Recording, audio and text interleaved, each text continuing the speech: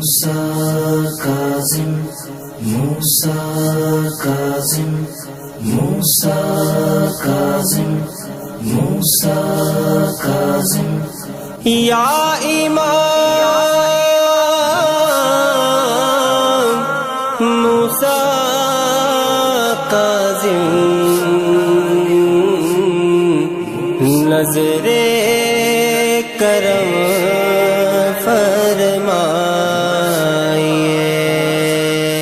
اور باب الحوائج کہا جاتا ہے. اور روایت میں یہ ہے کہ خدا میرے پدر بزرگوار امام موسیٰ کاظم سے بغداد کے لوگوں سے اس طرح سے آفتیں دور کرتا ہے اور امان ہے میرے پدر بزرگوار امام رضا علیہ السلام فرماتے ہیں امام موسیٰ کاظم.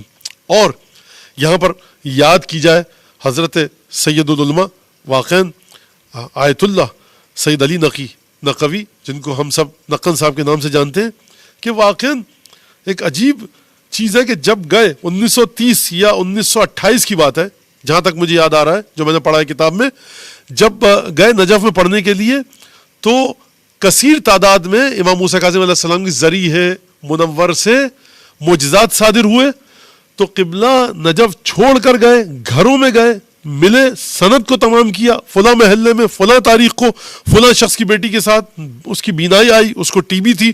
ٹی بی آج کل ہم ہنس کھیل کے بتا دیتے ہیں, البتہ اتنا آسان آج بھی نہیں ہے, بیچارے کسی غریب کو ہو جائے تو وہ اس کے لیے بس ختم ہو جاتا ہے مسئلہ. لیکن ٹی بی تھی میں گیا, فلاں چیز تھی میں گیا, یہ مرض تھا میں گیا. تو بیٹھ کر وہاں پر امام موسیٰ کاظم علیہ السلام کے معجزات کو امام کے معجزات کو قبلہ نقل صاحب نے قلم بند فرمایا, کتاب کی صورت میں شائع کیا ہے.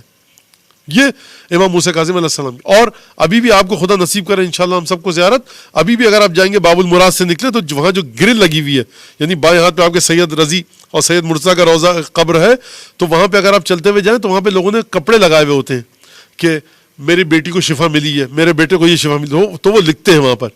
اچھا لوگ کہتے ہیں اس کو لکھنے کی کیا ضرورت ہے؟ بھائی یہ شکر گزاری کا طریقہ ہے, لوگوں کو پتہ لگے کہ ہمیں یہاں سے یہ چیز مل رہی ہے. تو ایک بات یہ کہ امام موسیٰ کاظم علیہ السلام باب الحوائج. اور یہاں پر بہت زیادہ مومنین پوچھتے ہیں تو میں وہ یہ بات بتا دوں کہ امام موسیٰ کاظم علیہ السلام سے ایک منت ہے مشکلات کے سلسلے میں. وہ منت یہ ہے کہ خدا مغفرت فرمائے, اگرچہ یہ آغا بہجت نے کہی تھی جس کو اس شخص نے مجھے بتائی تھی, اور آغا کا یہ کہنا تھا کہ ان کی اجازت سے یہ کام کرو. اب اس میں کیا ہے, بعض دفعہ انسان باتیں بتاتے ہوئے ڈرتا ہے کہ لوگ کہیں گے کیوں آغا بہجت کی اجازت کیوں چاہیے اس میں. تو اب ظاہر سی بات ہے کہ جس کو یقین نہیں ہے وہ یہ کام نہ کرے.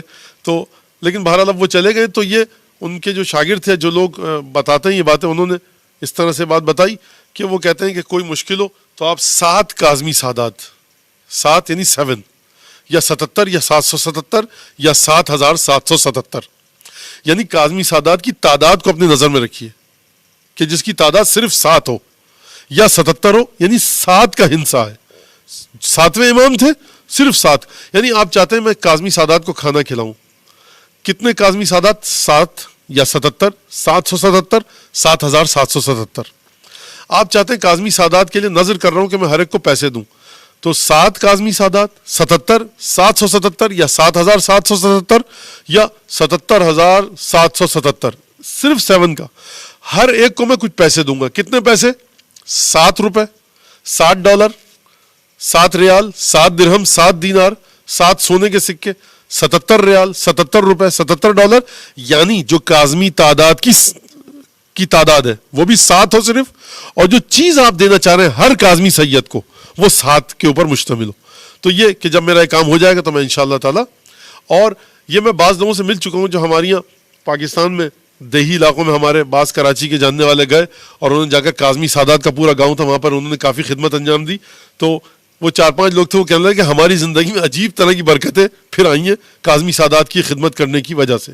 اور ایک مظلومیت کی داستان ہے امام موسیٰ کاظم علیہ السلام کے فرزندوں کی, واقعاً جس کو دیکھ کر انسان تمام ائمہ کے جو اولادیں ان کی داستان بڑی مظلومیت سے بھری ہوئی ہے. لیکن بہرحال امام موسیٰ کاظم علیہ السلام کے بڑے حالات مختلف ہیں.